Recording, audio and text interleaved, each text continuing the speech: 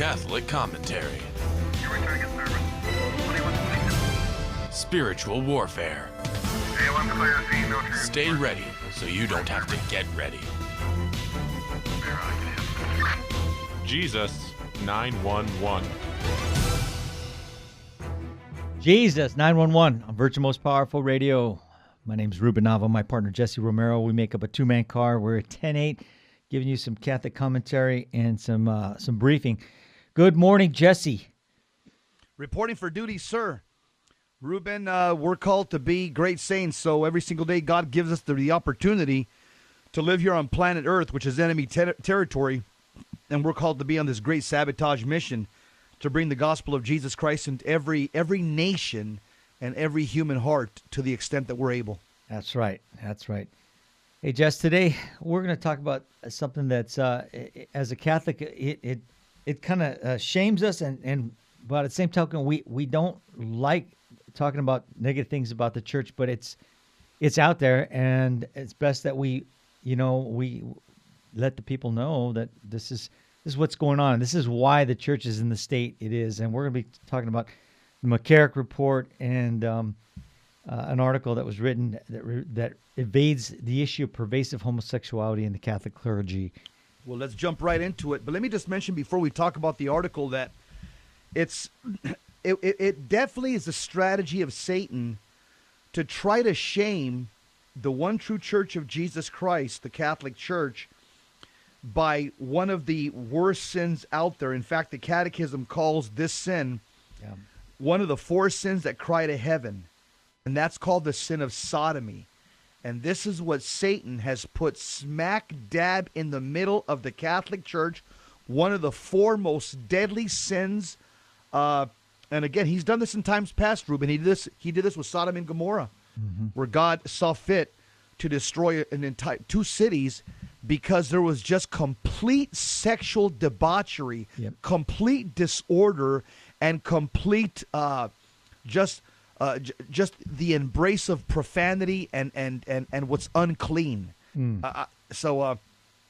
it's again, Sister Lucia said that in the last days and times that the devil would go after marriage and family. And that's what we're seeing right now, because bishops and priests are part of the family of God, and they're our spiritual fathers. And so he's went after them with a vengeance. And this has been predicted by many Marian apparitions that are approved. Akita Japan, Our Lady of Good Success, Our Lady of La Salette, and some others. That's right. So the report here highlights that the Vatican downplayed McCarrick's homosexual misconduct and the grooming behaviors with adult clergy and seminarians, and the influence of a clerical gay lobby in the covering up of his moral crimes. But one of the more disturbing and key aspects revealed by the McCarrick Report is how the now laicized former Cardinal Archbishop of Washington's homosexual grooming of seminarians resulted in only light punishments, while at the same time he reached the highest ranks of the church. The 450-page report, officially titled Report on the Holy See's Institutional Knowledge and Decision-Making Related to Former Cardinal Edgar McCarrick, is the fruit of a 2-year Vatican Secretary of State investigation into archival documents and 90 interviews regarding the former cardinal. Ruben, I'll tell you why I think that the report is flawed.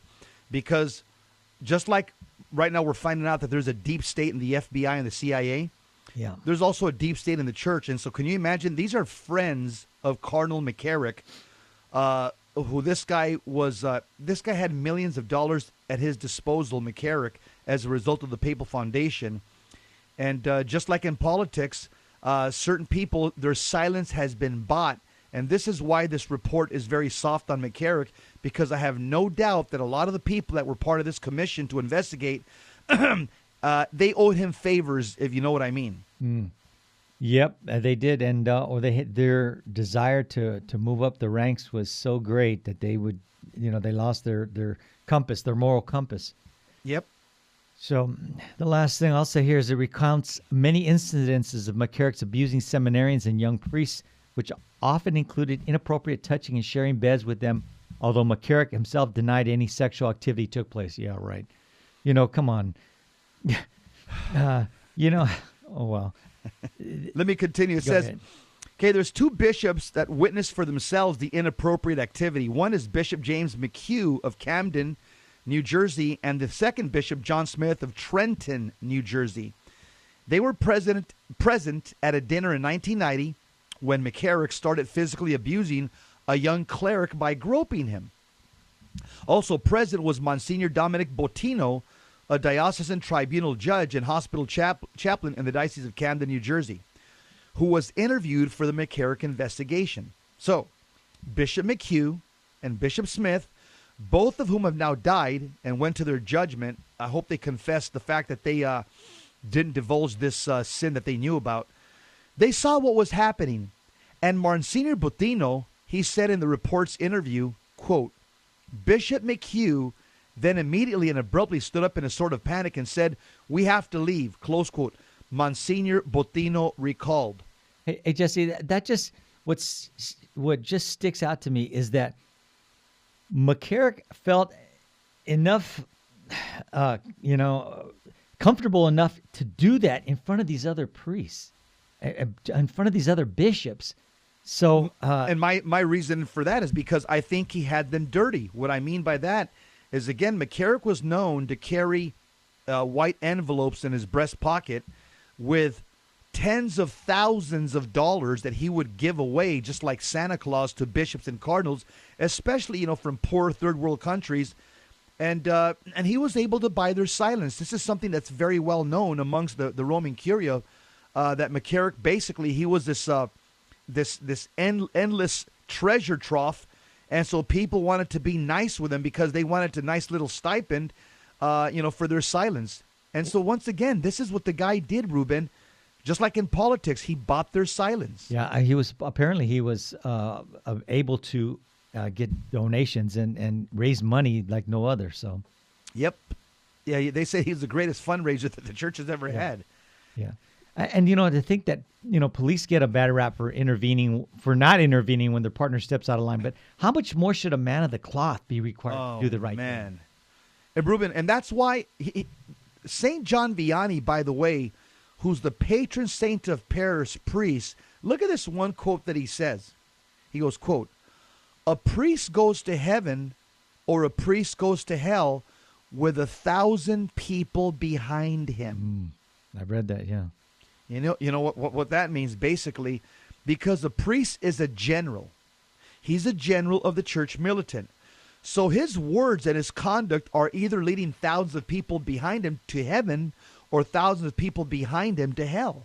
And I'm telling you, McCarrick and all these bishops, this is called the sin of omission. What these bishops and Monsignor Bottino, it's basically they're covering their eyes. Hear no evil, see no evil, do no evil. Sorry, Jesus saw that you saw this and you cowered down because of whatever reason you were bought and paid for, or you were compromised sexually with pictures, or who knows. The fact of the matter is, Bishop McHugh and Bishop Smith went to their judgment as cowards if they didn't confess and repent, because they had the power to remove Carrick back in 2000. But again, I'm quite sure that he probably bought their silence with a little nice donation to their personal bank account. And it goes back to what St. Paul says to Timothy, the love of money is the root of all evil. Mm-hmm. That's right. And then in 2000, by the Apostolic Nuncio, Archbishop Gabriel Montalvo, when asked to give factual information of any serious moral weaknesses shown by Archbishop McCarrick to judge if he was suitable to be appointed to Washington, D.C., Bishop McHugh denied witnessing improper behavior. Bishop Smith, for his part, advised the nuncio that he did not have any evidence of serious moral weakness shown by Archbishop McCarrick. Again, sins of omission. And then Dominican Father Boniface Ramsey wrote to Archbishop Montalvo in 2000, warning him of rumors he had heard concerning McCarrick's inappropriate conduct with seminarians. Said he was shocked to learn that two bishops had witnessed McCarrick's abuse and then were not entirely frank about what they had seen. This isn't a question of rumors, but something evident to them, which they chose not to mention, he told the Register November 11th, and asked if, because of the culture that largely turned the other way regarding homosexual behavior, Father Ramsey said, that's part of it. And as a seminary professor in Newark, from 88 to 96, he said everybody knew that McCarrick was sleeping with seminarians, and nobody did anything. He was excused. He added that nobody ever heard of McCarrick touching anyone. It was just considered peculiar behavior on the part of the ordinary because he never touched anybody. It was reluctantly accepted. This is the old theory, just the duck theory. If it looks like a duck, quacks like a duck, and walks like a duck, it must be a duck. You don't just do all these things just to have people laying in your bed. I mean, this guy he was a deviant. So, Ruben, and McCarrick has a shady past. He's part of the St. Gallen Mafia. He was a fatherless boy out in Europe and stuff. There's good Catholic journalists have written that he was influenced by communists very early on. He went into seminary. He was a troubled child without a father and stuff, and he was groomed by communists. That's the theory, the prevailing theory amongst people that have investigated the life of McCarrick. But the article goes on here. He basically shifts the blame. This whole commission is shifting the blame on Pope Benedict. The Holy See under Pope Francis is just throwing Pope Benedict under the bus. They figure he's an old man. He's not going to fight back.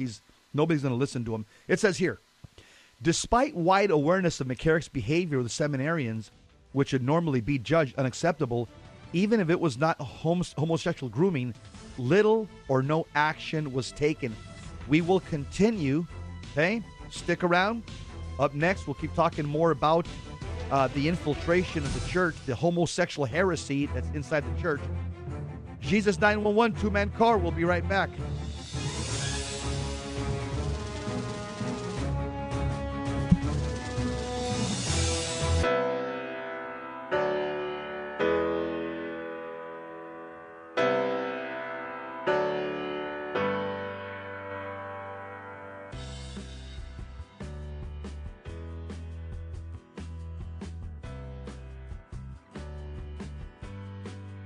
Jesus said to the apostles in Luke chapter 10, "Whoever listens to you listens to me, and whoever rejects you rejects me."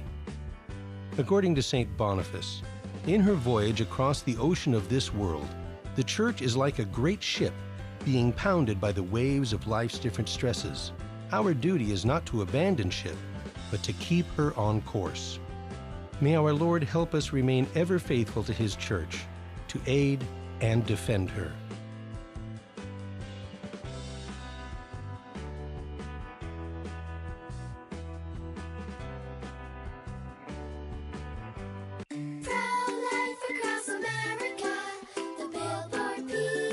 How does the baby move in your tummy? How does the baby eat? Can the baby hear me?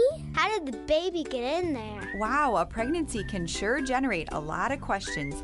But what's important is that a baby is a baby, inside and out of the womb. Not just after birth, but 9 months before, at conception. That's right. Every baby is a miracle. Hello, my name is Marianne Koharski. I'm the director of Pro-Life Across America. If you know someone who is pregnant or in need of alternatives or assistance or would like to support the work of Pro-Life Across America, please visit our website at prolifeacrossamerica.org, or better yet, simply dial pound 250 on your cell phone and say the keyword pro-life. Pro-Life Across America is non-political and totally educational. A baby's heart is beating 18 days from conception. Pro-life across America, the Billboard people. Buying or selling your home or your business property? This is Terry Barber. Real Estate for Life underwrites The Terry and Jesse Show, and they can connect you to one of 900 pro-life real estate agents around the world. And when they receive their referral fee, they will give 80% of it to a pro-life organization. Wow, that's 80%. realestateforlife.org, 877-LIFE, US 1.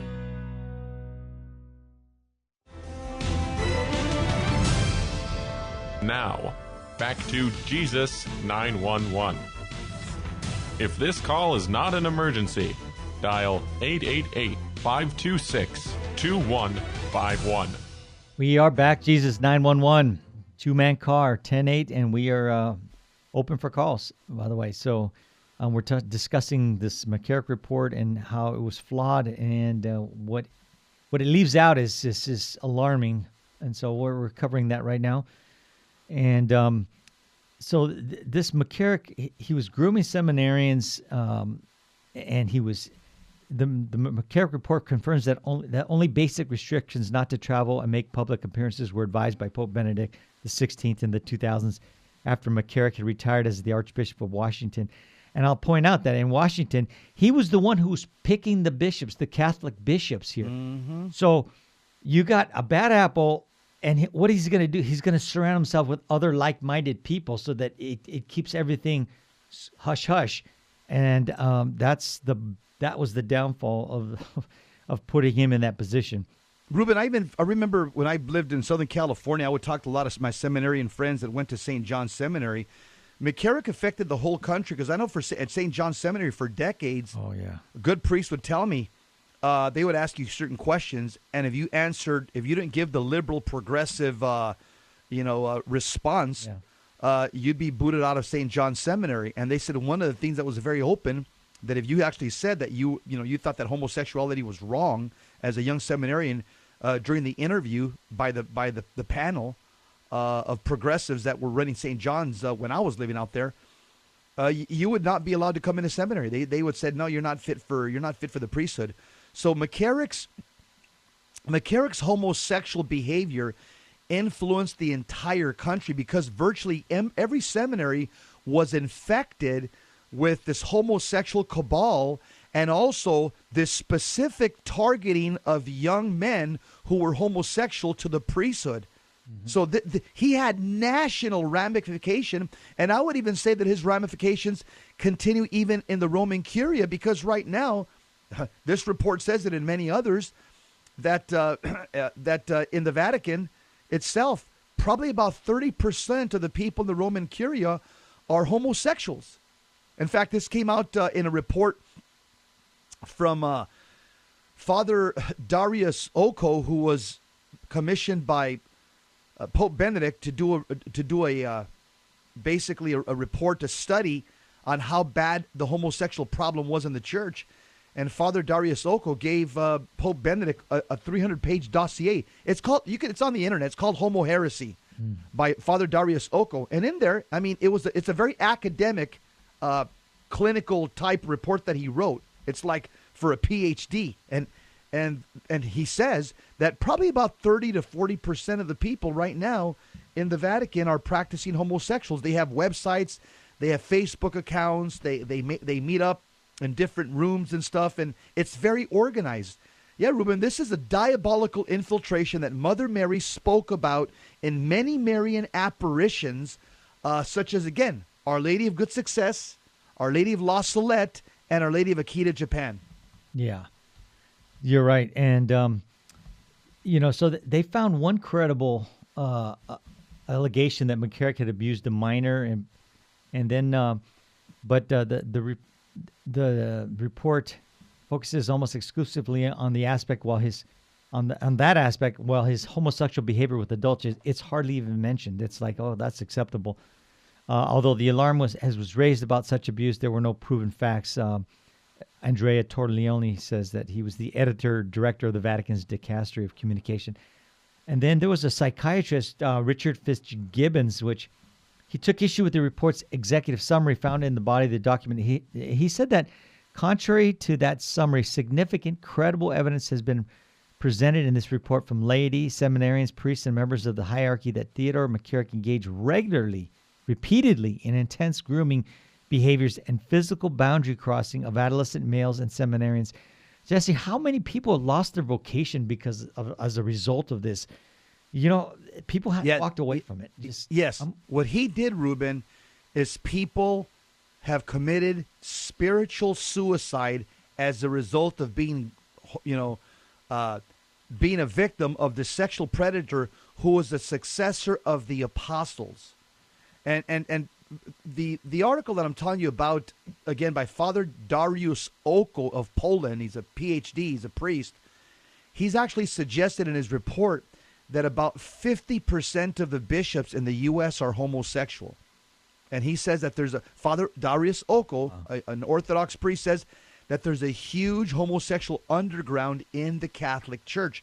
And again, you can read the full story of this homosexual infiltration by In fact, he came out with a new book. Father Darius Oko, he's probably wearing a bulletproof vest everywhere he goes, Ruben. His new book is called Exposing the Gay Mafia. Exposing the Gay Mafia. He's a Polish Catholic priest. He had a team of young priests that investigated the Vatican, the church at large, as to how far the homosexual infiltration extended. And he was commissioned by Pope Benedict XVI. Pope Benedict XVI, after reading his 300-page dossier, 2 or 3 months after, he resigned. It was so disheartening to him to see this. I'm sure he knew that it was around, but to the extent that we had it, I think it even surprised both Benedict that he just basically he just lost his will to fight this, thinking that he was too old and weak to fight against this cabal. It's much like what Trump is going through right now, Ruben. It really is. I mean, everything has already been put in place for decades to fight against Trump, and everything was already put in decades ago to fight against any bishop that would have pope that would have Orthodox leanings. That's right, Jesse. And Father, I think his first name is John. Father John O'Sullivan. He was talking about this issue way back when, in the early 2000s and the 1990s, and he was saying that we don't have a problem with lack of vocations to priesthood. We have a problem with the good boys are not being chosen because they don't. Yeah. They're not aligned with this agenda here. So what do you do? I pray my rosary daily. I go to daily mass. Okay, well, how do you feel about the homosexuals? If they're not tolerant, boom, they're gone. So it's so Father John O'Sullivan was saying, no, it's not that we're these people aren't applying. They're just not getting in. They're not letting them come into the seminary. Yeah. So. They're handpicking the ones that have homosexual proclivities. That's right. And what did Cardinal Raymond Burke say? He was the prefect emeritus of the Apostolic Signatura. Told the Register on the 12th, November 12th, that as far as he was concerned, canonical action should have been taken long ago. Even though there were these strong accusations, persistent rumors about this kind of activity, there was never a proper canonical investigation to get to the truth of the situation. And he says, with the greatest respect for Benedict XVI, he asked him, McCarrick, to discipline himself. But if he had information that was significant enough, there should have been canonical process and a formal act. And then, go ahead. Yeah, here's my take. Let me just mention, if this is true, and I'm just going to take Cardinal Raymond Burke at his word, then this was a huge oversight on Pope Benedict's part. Why? Why am I saying that? Because if Pope Benedict knew that McCarrick has these, he's already demonstrated these strong proclivities to live a disordered and unclean homosexual life, how are you going to ask him to discipline himself? That's the problem. He can't. He has no self-control because he has a disordered lust for money and for sexual power over young men. So if that's true, once again, that's why we have what's called the sacrament of confession, and popes need to go as well, because, again, sometimes they sin by omission, Ruben. Yeah, but going to what the church, the canonical process for resolution of allegations of sexual abuse of minors by priests and deacons, it has always gone to the CDF, Jesse. The CDF is the one who opens the case on them, and the Pope doesn't have isn't the one who makes that determination, according which used to be called the Holy Office. Yes, yeah, the Holy Office. The Holy Office, and that's where Benedict came from. Yeah. So, anyway, you want to go ahead? All I could say is, thanks be to God for the sacrament of confession, because I'm telling you, Ruben, none of us would be going to heaven. None of us would be going. And I mean, these are huge oversights. These are not like, oh, okay, this guy just, it's a little vanilla error. He took a piece of bubble gum from the liquor store and stuffed it in his pocket. Now, these are huge things that have had huge ramifications for the one true Church of Jesus Christ. And so many people have been wounded as a result of this. Let me continue. Riccardo Cassioli, editor of the Italian Catholic Daily newspaper, noted that in practice, what the findings of the McCarrick Report show is that immoral behavior with adults, while certainly not a good thing, is, however, something in the end that is tolerated. Mm-hmm. He added that the real alarm that carries penalties is only if one abused is a minor. Now I'm going to agree with something there, Ruben. If a priest has a misstep with a woman, I don't think that should be the end of his priest. I mean, I think he should be doing penance and prayer, and he should go to a monastery for a while, and he needs to definitely his intellect and his will need to be properly ordered by a life of faith, prayer, and penance, and a monastic life for maybe a couple of years. Because sinning with a woman, that's not disordered. That's immoral. That's unlawful. That's a mortal sin because it's a breach of your state in life as a priest. But it's sinning according to nature, male and female.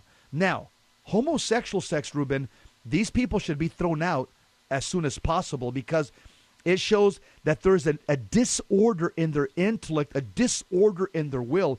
There's such a darkness that somebody like this cannot be given a Roman collar and put in a position of authority. He's already demonstrated that he has poor judgment. That's right. Apparently, that it's gone by the wayside, Jesse. So, what else does it say? Here's the meat of what Riccardo Cassioli says. He said that they deliberately ignored, added that deliberately ignored in the McCarrick affair was that which permitted his irresistible rise. So there's a system of power, also known as the gay lobby, which favors the appointment and career of bishops with certain characteristics. That's it. He just nailed it. This is what's called the gay mafia, the lavender mafia in the church. It was spoken of like 20 years ago by Michael Rose, who wrote a book, Goodbye, Good Men. And in his comments to the Register, a cardinal who spoke on condition of anonymity, said, the root of the problem with the McCarrick scandal is homosexuality. A homosexual act with young seminarians is a mortal sin. It's a crime in the ecclesiastical sense because it's destroying the faith of these young people and their relationship with God and the credibility of the Catholic Church. That's right. And he argued that the Vatican doesn't have in mind the real problem, which is that 80% of clerical sexual abuse is perpetrated by homosexuals, that the victims are not usually children, but post-pubescent males. He recalled last year's at the 3-day Vatican Summit on Clerical Abuse. The topic of homosexuality was completely absent during the meeting opening day, and that the meeting leaders tried to avoid the subject, arguing that a subculture of homosexuality in seminaries had nothing to do with the sex abuse of minors. We'll finish this up on the other side of the break. Come right back.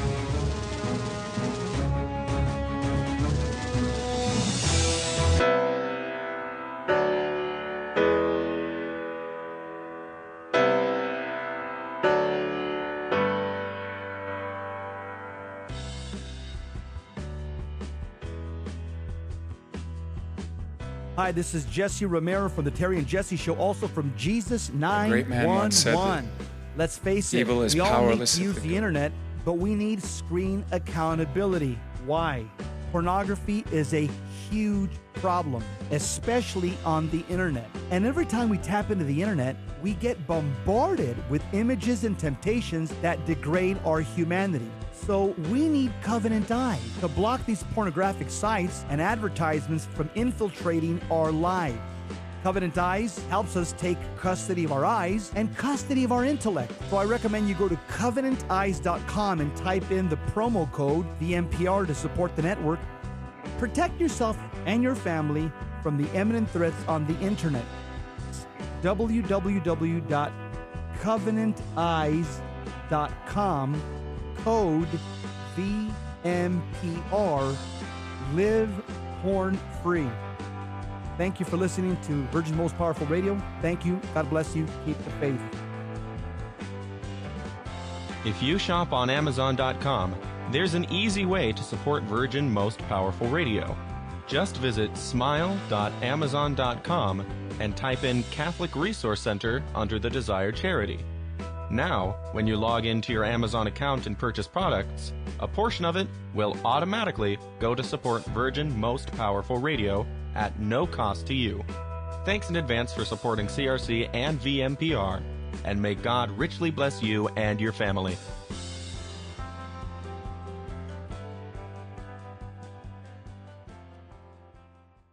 Buying or selling your home or your business property? This is Terry Barber. Real Estate for Life underwrites the Terry and Jesse Show. And they can connect you to one of 900 pro-life real estate agents around the world. And when they receive their referral fee, they will give 80% of it to a pro-life organization. Wow, that's 80%. realestateforlife.org, 877-LIFE-US1.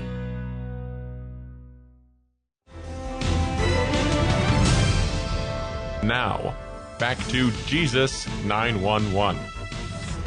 If this call is not an emergency, dial 888-526-2151. Jesus 911. We are back. Two-man car.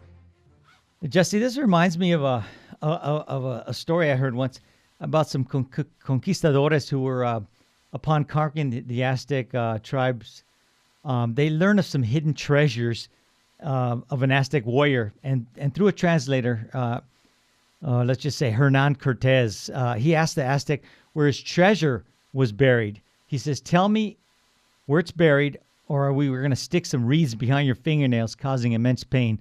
Ooh. And he says, "Oh, I'd rather die. I'd rather die than to tell you where my treasure is buried." So they do that to him, put him in immense pain. Then they come back and say, "Hey, tell us where your treasure is buried. We're going to cut off your toes on your right foot." And he says, the translator tells him, and he says, "Tell him I'd rather die than to tell you where my treasure is buried." So they cut off his toes on his right foot. Now he's in, tremendous pain. And then they come again. "Hey, we're going to hang you upside down and beat you mercilessly if you don't tell us where your treasure is buried." And he says, "I would rather die than tell you where my treasure is buried." So they do that. And this guy's on the point of death now, And so they come to him one more time. And through the translator, they ask him, "Tell him to tell us where the treasures, or we're gonna burn him at the stake." So at this point, this Aztec warrior, he's given up, and he starts saying, "Oh, it's over the hill, along the riverbed, behind underneath a large tree." And so they looked at the translator and said, "What'd he say?" He says he'd rather die than to tell you where his treasure's buried. So the point and the moral of the story is that you don't give up information that's not to your benefit. This is what the church has been doing with the sexual scandal. They're not going to tell you anything that's going to be critical of them. That's the same thing they did, Jesse, with the third secret of Fatima. They told you just a portion of it. They didn't give you the full third secret because it was looked bad. The church was going to look bad behind it. Yeah. Here's the theory behind that, which is a very sound theory, and they're very respected people hold to this theory. Very respected people, holy cardinals and bishops. They say that the third secret was about exactly this: the modernist homosexual infiltration of the clergy, and that the past popes didn't want to scandalize the church any further. And so they basically just, redacted the information that they were going to put out. So that's the theory, which is very plausible, Ruben, because as we see what we've entered into, I'm sure the Blessed Virgin Mary was already warning us about this, and the information just didn't get to us. I guess because maybe prior popes and prior Roman Curia thought that we weren't mature enough to process that we were going to enter into a time of incredible infiltration amongst the clergy. And I would say that this is the same thing that they're doing with Medjugorje because of the coffers that it's filling up. Those Franciscans are making a ton of money over there with all the people visiting. Right. So. And now I will say this, that now some people have had experiences, a conversion. Oh, yeah. You know why that is? I'll tell you why. Because it's like going to a retreat or a conference. When you go somewhere where people are seeking God and holiness and purity of life, you're going to enter into basically a room or an area that's surrounded by prayer and by people singing to God and by people on their knees, by sacramental confessions. And so all of that aroma, what I would call it the aroma of Christ, that's going to cause something in the soul to have a conversion, despite the fact if the apparition was true or not. It's just because the situation lends itself to conversion because it's just basically a cauldron of prayer. You know what I'm saying? Yeah. I just want to mention this report that this psychiatrist did, and he reported it back in the 90s, and it was supposed to have been entered into this report on McCarrick. And this priest, he's not divulging the confidence of this priest, but because he was treating some of these people, these priests, with problems. And so the psychiatrist says that McCarrick, he had inappropriate grooming behaviors on McCarrick towards seminarian who he was treating. And it says the history on this former seminarian patient given for the McCarrick Report, but McCarrick in the 90s invited the seminarian out to dinner in Manhattan at a restaurant where they met several other men. The seminarian felt very anxious at the table because he suspected these individuals might have criminal connections. Why? He wondered, is an archbishop meeting with these men? And then after dinner, he was informed that they would not return to the seminary, but would instead stay in a Manhattan in McCarrick's apartment. When he discovered that it was one bedroom apartment, he became very anxious. McCarrick gave him pajamas to wear that night. Although nothing happened sexually, the seminarian had a restless night because he thought he was being groomed for later sexual activity. Not long after that night, the seminarian received a note from McCarrick, who identified himself, in which he stated that one of the men they had at dinner with them had been shot and killed shortly thereafter. McCarrick wrote, "Thank God we didn't go to dinner on Saturday night. We'd have been in the middle of a gangland rubout." In a subsequent note, McCarrick wrote, "You stick with your uncle and you'll really meet some exciting people." In a final note, he wrote, "We have an almost full house at McCarrick's shore home, and by tomorrow the couches and maybe the floor will be taken, but we would have made room even for a big guy like you." In a sign of possible desperation, he added, "P.S. Do you even get my letters?" So the psychiatrist is thinking, man, they can't prove that this guy got whacked, but it could be a way of him saying, hey, look, you're going to go along with the process here, or I know guys in high places that could take you out. So he's instilling fear in these seminarians. That's a plausible explanation. Right, and also, Ruben, McCarrick was very good friends with Obama, with the Bidens, with the Clintons. So he's connected with communist China. Mm-hmm. He's connected with some people that are treacherous and people that wouldn't think twice about wiping somebody out. And so McCarrick, he was connected with all the wrong people. And the end of this article, it says this. Philip Lawler, from the editor of the Catholic World News, the question regarding whether McCarrick is protected by a homosexual network is one of the two key unanswered questions in the report. And the other question is how he shaped the Vatican policy and the U.S. hierarchy. Philip Lawler told the Register that he believed that the McCarrick Report was prepared, quote, in order to relieve public pressure without answering the questions that were raised by the scandal. In other words, here it is, lay people. Here's our findings after a couple of years. Now shut up and go away and leave us alone. That's exactly what Philip Lawler is saying would happen.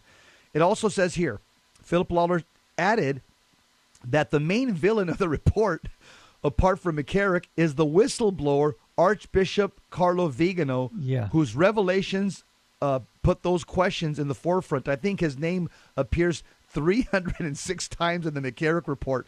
So Philip Lawler believes that this report is, quote, another indication that the Vatican under current leadership has no intention of addressing those questions, again, of the homosexual mafia within inside the church, Ruben. Yep, that's true. Well, let me just mention one thing, just for those people that say, oh, no, I got to leave the church. This is horrible. This is horrible what's happening. Here's what I would just say. I, Jess Romero, am never going to leave Jesus Christ and his church because of a corrupt apostle. Even if all 11 or 12 are corrupt, I'm not leaving the Lord Jesus Christ, the way, the truth, and life, the only way to heaven, my Lord and Savior. I'm not leaving the Son of God for corrupt apostles. I don't care if all 12 of them are corrupt. Okay? The fact is, The Catholic Church is like Noah's Ark. Think about that. In Genesis chapter 6, if you were inside Noah's Ark, if you were Noah and his 8 family members, you'd probably say, man, it's uncomfortable inside. It's crowded. It smells. There's a bunch of animals. Guess what? Kind of like the Catholic Church today, right? Right. Hey, but if you jump off Noah's Ark, what's outside in the waters? There's shark-infested waters. It's a sea of chaos and confusion. You know what? I'd rather stick inside where it's smelly, it's crowded with a bunch of animals than jump into shark-infested waters, which is outside the Catholic Church. That's right. Nope, not me. I'm staying within the church. And this is exactly what we are. We are the New Testament Ark of Peter, or basically a type of the Ark of Noah. Extra ecclesia nulla salus. That's outside right. the church, there is no salvation. So let's switch gears. Yeah, let's go, Ruben. Let's go to another topic. The Theological Anthropology 101 is the title. And Father Harrison Airy, he wrote this article. And he's talking about a massive issue in the Western world at the moment concerns the question of gender. It's becoming increasingly in vogue to say that while your body may demonstrate you are male or female, it's rather your interior experience that truly determines whether you are a man or a woman. He says, well, there isn't anything specific. Ruben, let me just mention one thing what you just read there. Yeah. I would just say, liberals are always saying that they believe in science. I would say, no, they don't. Yeah. Liberals believe, because you believe in science, pull down your pants and look at your private parts, and you know if you're male or female. Okay? So liberals don't believe in science. They believe in what suits their disordered, sinful lifestyles. Amen. That's my comment. Go ahead. Yeah. So, well, there isn't anything specific to this issue within the Catechism of the Catholic Church. I heard my wife laugh right now. She probably goes, I can't believe you said that. Yeah. Wouldn't be the first time, Anita. A summary of various magisterial documents and theological reflection can give us some insight into how a person of faith should respond when confronted with this increasingly prevalent viewpoint. Well, the church can and does hold that the concept of gender and one's biological sex can be distinct. They are by no means separate from one another. The church teaches that the body is both instructive and integral to our identity as male and female. And this means that while some aspects of masculinity and femininity can find roots in culture more so than nature, there are essential qualities possessed specifically by a man and specifically by a woman. We're going to pick this up on the other side of the break. There's only 2 genders, ladies and gentlemen. Be right back. Adam and Eve. Not Adam and Eve.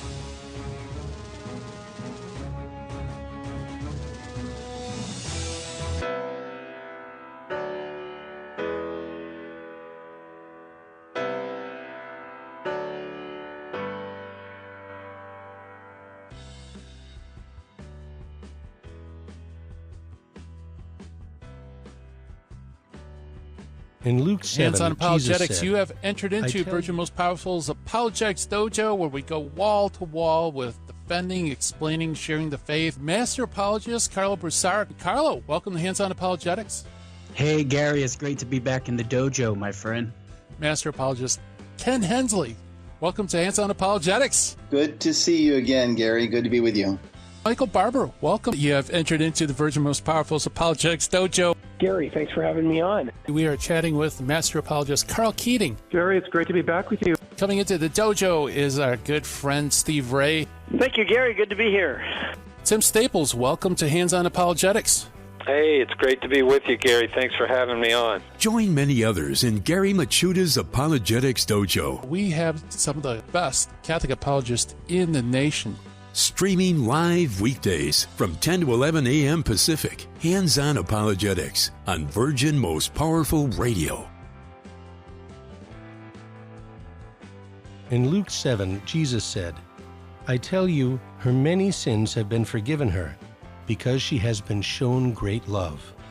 According to St. John of the Cross, Christians should always remember that the value of their good works is not based on number and excellence. Their value is based on the love for God that prompts them to do the works. May we always be motivated by true love for God and not worry so much about what we do, but why we do it.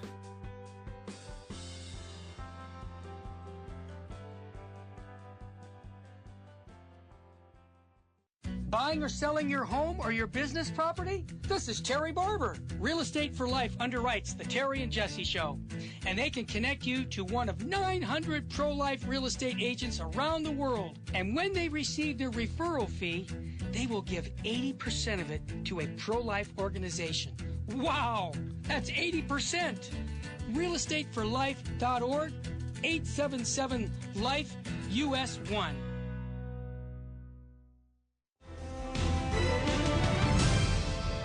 Now, back to Jesus 911.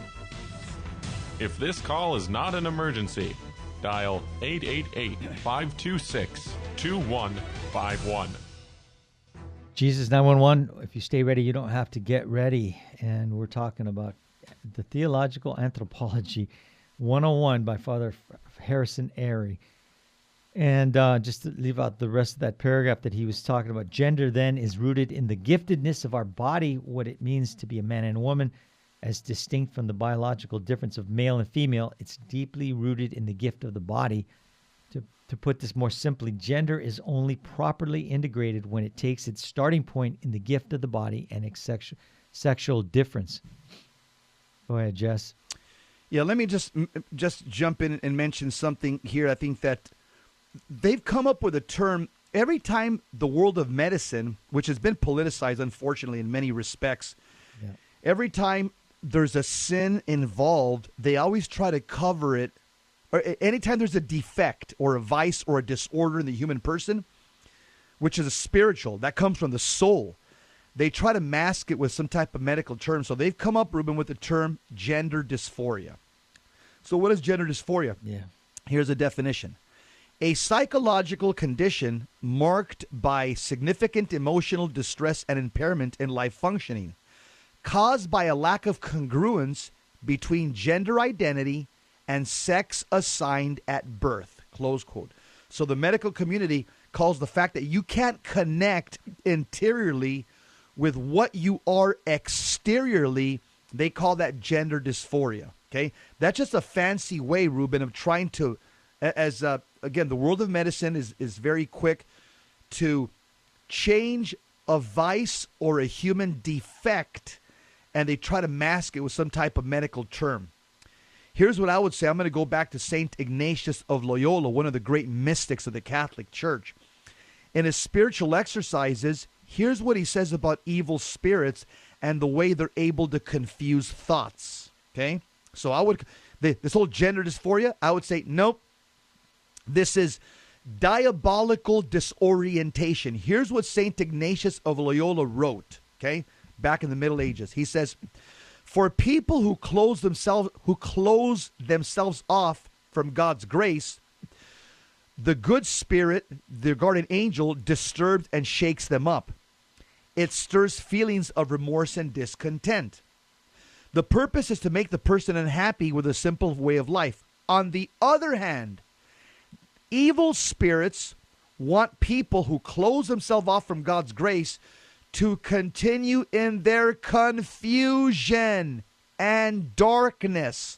So the evil spirit tries to make them complacent, content, and satisfied with their distractions and pleasures. Very clear, Ruben.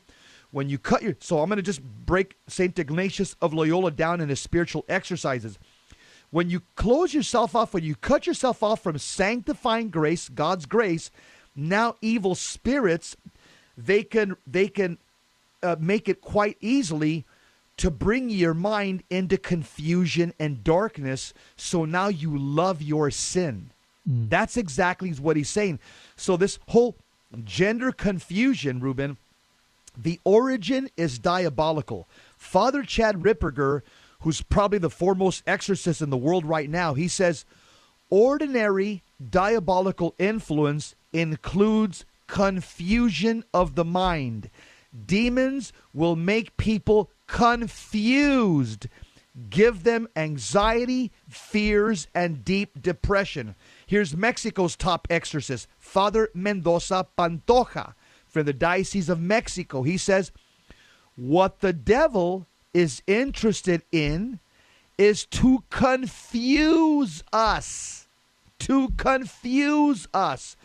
And remember, let's not forget that Sister Lucia, who wrote a series of letters between 1969 and 1971 to Cardinal Caffarra. Yeah. And time again, she used this word, Reuben, that we will enter into a time of, quote, diabolical disorientation. Diabolical disorientation.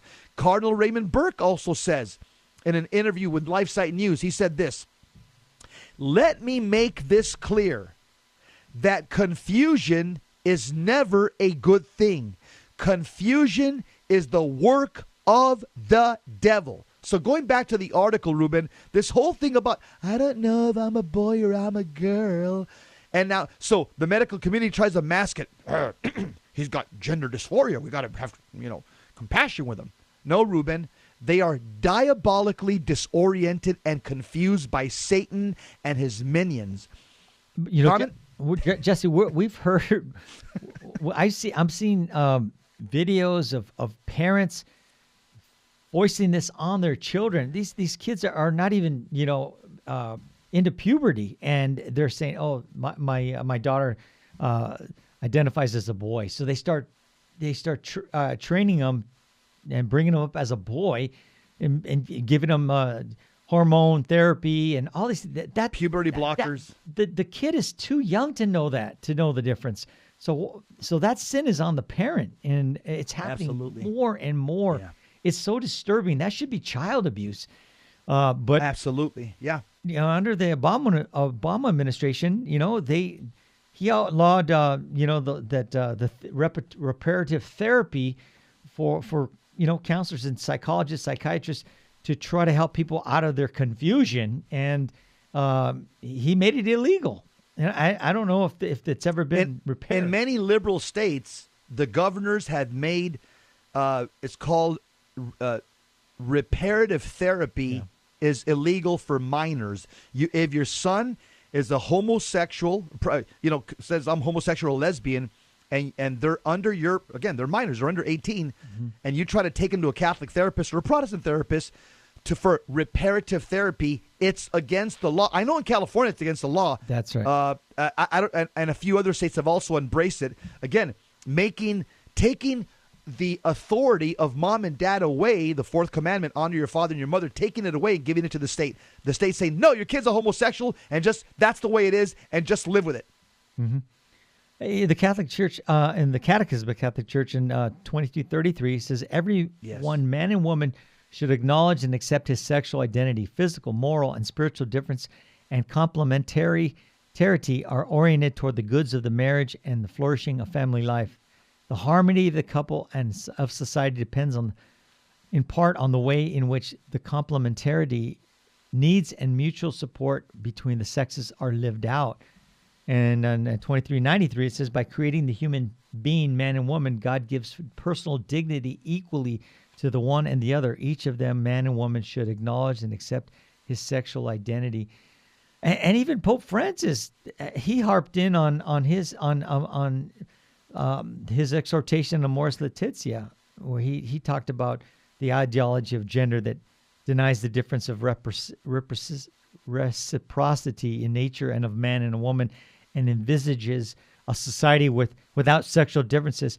And just getting to the meat of it, he says it needs to be emphasized that biological sex and the sociocultural role of sex gender can be distinguished but not separated. It is one thing to be understanding of human weakness and complexities of life, and another to accept ideologies that attempt to sunder what are inseparable aspects of reality. Let us not fall into the sin of trying to replace the Creator.